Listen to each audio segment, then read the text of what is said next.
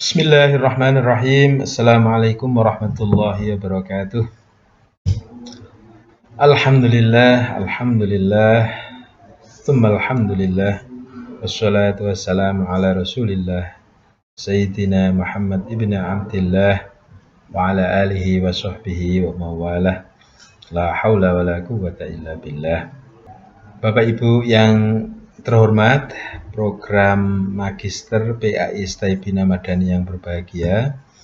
Alhamdulillah pada siang hari ini kita bisa berjumpa lagi dalam sesi perkuliahan rutin kita program Magister Pendidikan Agama Islam dengan mata kuliah Filsafat Ilmu dengan materi integrasi Islam dan Sains.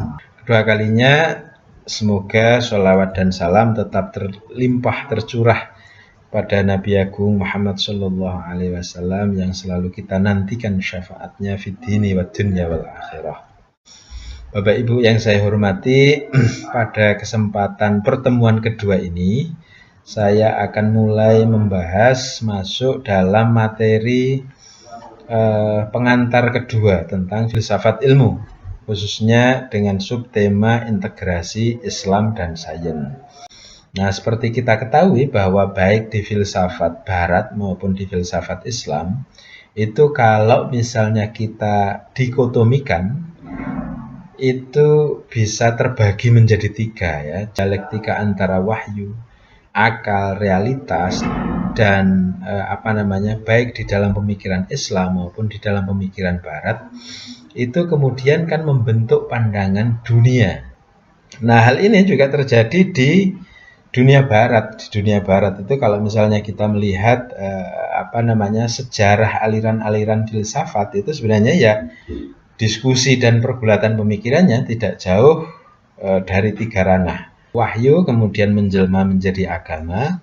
Nah, begitu juga kalau misalnya akal atau logika itu kemudian melahirkan tradisi berpikir yang disebut kalau di dalam filsafat barat sebagai filsafat itu sendiri. Nah, kemudian yang dunia fisik atau realm of the physic itu kemudian lahir dan berkembang menjadi sains. Mari kita sedikit melihat perbedaan. Apa sih sebenarnya perbedaan antara epistemologi keilmuan di dalam filsafat Islam dengan filsafat barat? Jadi kalau kita menggunakan terma keislaman yang lebih spesifik, itu misalnya ada salah satu kata kunci yang bisa kita garis bawahi, bahwa di dalam Islam itu ada kata kunci ilmun atau ilm ya. Itu yang menjadi penciri atau diksi Islam yang kemudian sedikit membuat berbeda dengan epistemologi barat.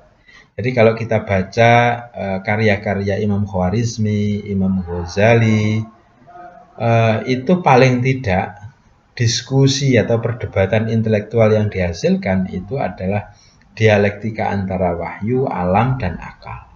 Sementara kalau kita lihat di dalam epistemologi classical science yang berkembang di barat sejak era Aristotelian, Galileo Galilei, kemudian ada masa Renaissance, itu justru malah yang berkembang itu diskursus dan pergulatannya itu lebih didominasi oleh perdebatan antara akal dan alam. Jadi dari sini sebenarnya karakteristik atau paradigma ilmu di dalam Islam itu masih mewarisi para pemikir Islam awal, yaitu dialektika wahyu, alam, dan akal. Tapi kalau yang dalam konteks pemikiran atau filsafat barat, ada sedikit reduksi bahwa ranah wahyu itu tidak lagi diperdebatkan karena tradisi pemikiran mereka lebih didominasi oleh perdebatan tentang akal dan alam. Kira-kira begitu dulu kawan-kawan untuk pertemuan sesi ini. Setelah ini kita akan diskusi, membuat kelompok-kelompok. Saya akan mengajukan beberapa studi kasus. Setelah itu nanti kawan-kawan ganti mempresentasikan ke depan kelas. Kita akhiri sampai sekian. Wallahul muwaffiq ila aqwamit thoriq. Assalamualaikum warahmatullahi wabarakatuh.